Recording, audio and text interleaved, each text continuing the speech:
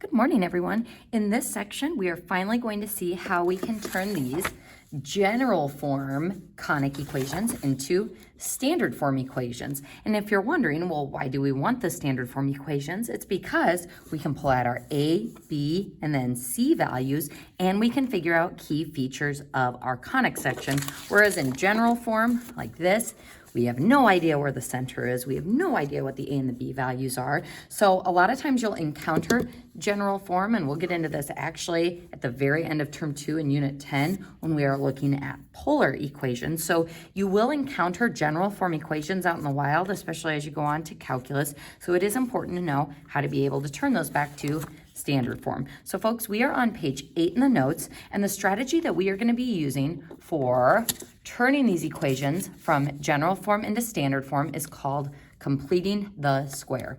Now, this was probably one of your least favorite things you did in Algebra 2 because we use this to get the vertex form of a parabola. So you may have been taught that if this is your B value and your C value of a quadratic, that you can factor it as a perfect square trinomial if this is B over 2 in parentheses squared. This is a handy little formula. However, I have found that actually thinking about it logically makes it a little bit easier. So let me explain what I mean by that. First, this is a quadratic, and specifically what we want it to be is a perfect square trinomial. Perfect square trinomial. And the reason we want it to be a perfect square trinomial is so that we can factor it as x and something, and x and that same something. So it's called a perfect square trinomial because we can factor it with kind of perfect square factors, because x minus h times x minus h could be written in condensed form as x minus h squared. So you're probably now seeing why what we're doing with completing the square is going to be useful for getting that standard form, because all of these have x minus h squared, which we could write as x minus h times x minus h, and if we were to FOIL that, it would give us a quadratic. So we're just going to practice completing the square without kind of the context of general form first. So just practicing how we can pick something to make a quadratic expression a perfect square trinomial. So going back up to this quadratic, remember that B is our sum number and C is my product number when we are factoring. So that's what's kind of nice about the completing the square, is it's really just kind of out of order factoring. So we are going to see how this works in example 1, following these steps that I have laid out up here. So you may want to pause the video and copy these down into your notes. When we try to complete the square, we are looking for two numbers that are the same that give us a sum of our B term. So looking at this first example, our B term is 10.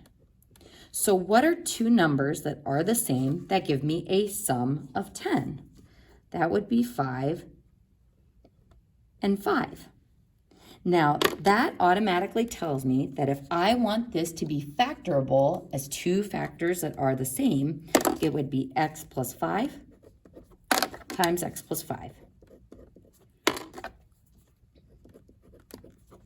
But what we need to do is pick the C value or the product number that will give us those perfect square factors. So that's why I wrote 5 and 5 up here as the factor numbers, because when we add them, it gives me the sum of 10, but when we multiply them, it will give us our perfect square C value. So that's why I wrote a little square around it, is because since those two numbers will always be the same, that number in the blank will always be a perfect square.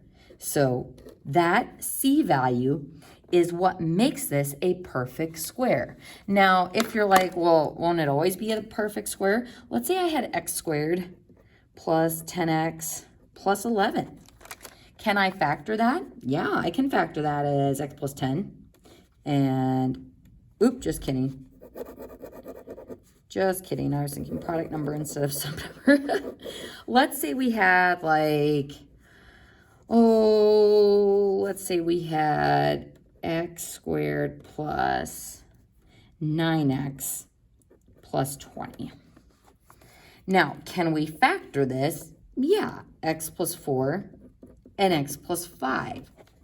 But the problem is we can't factor it as two factors that are the same. So essentially what we're going to be doing with completing the square is we're going to take our c value and move it out of the way, and we are going to pick a c value like 25 that tricks the quadratic into being a perfect square. So sorry about that. You can just ignore that example I started doing. So we are factoring, but we specifically want to factor it as two factors that are the same, because then I can write it in that condensed form. X plus 5 times x plus 5 is x plus 5 squared. And this is a vital part for the standard form of each of those conic sections. So let's go ahead and move on to number 2. Now on number 2, if you're looking at this going, uh-oh, there's an a value, so are we going to have to do the x method? We're going to sidebar down at the bottom here. Let's just say I had 2x plus 3 and 2x plus 3. Yes, this is a perfect square factorization. However, if I think about 2x plus 3 squared, compare that to all of my standard form expressions. Folks, in any of these for x or y, do my x's or y's ever have coefficients in front of them? They do not. So what's nice about this is we aren't going to be using the x method, but what we'll have to do is factor out this coefficient like a GCF. So factor out any coefficients you have of either x squared or y squared first. And I'm going to put an important box around that.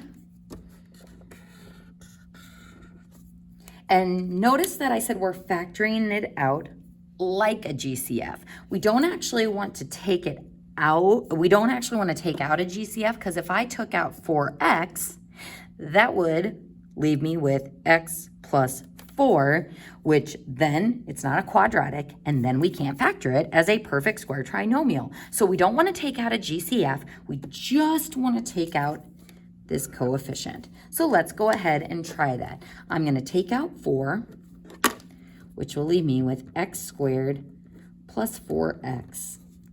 And now I'm going to put in a blank for that c value that I am going to pick. So we look at our sum number, our new sum number, and we say, what are two numbers that are the same that give us a sum of our b value?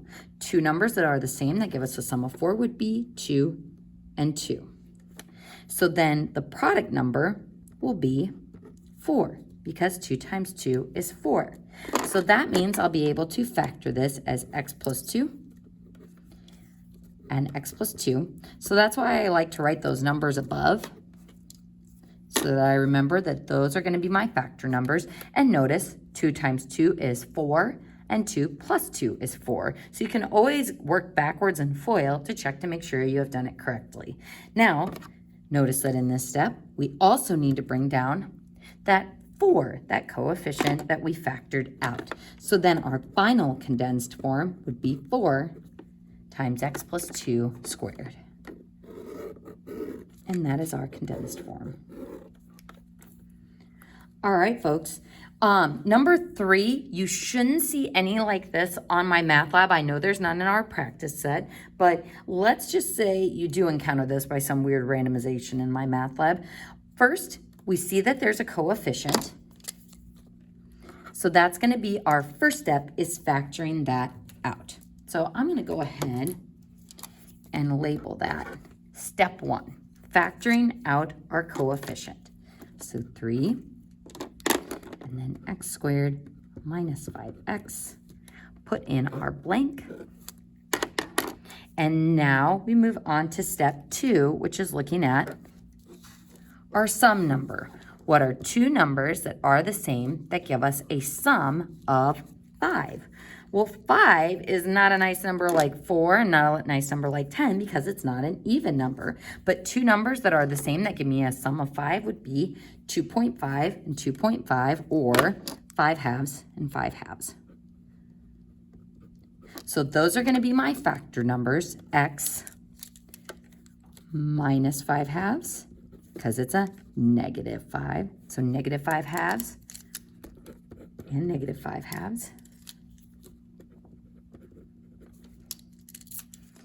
So then the question is, what product or C value do those give us? So that would be our step 3. So negative 5 halves multiplying straight across, that would give me 25 fourths, a positive 25 fourths. So that's our step 3, finding our C value. Step 4 is to do our factors and write it in that condensed form. So x minus 5 halves squared, and what else do we need on this one? We have to bring down that initial coefficient that we factored out like a GCF, and that would be our factored form. So folks, this strategy of picking something for my constant that allows me to factor this as a perfect square trinomial is what we're going to be using on the next page to turn these super nasty general form equations into standard form conic equations. So what I would do is go ahead and when you stop the video, copy these steps up at the top because you will need those before we move on to the next video.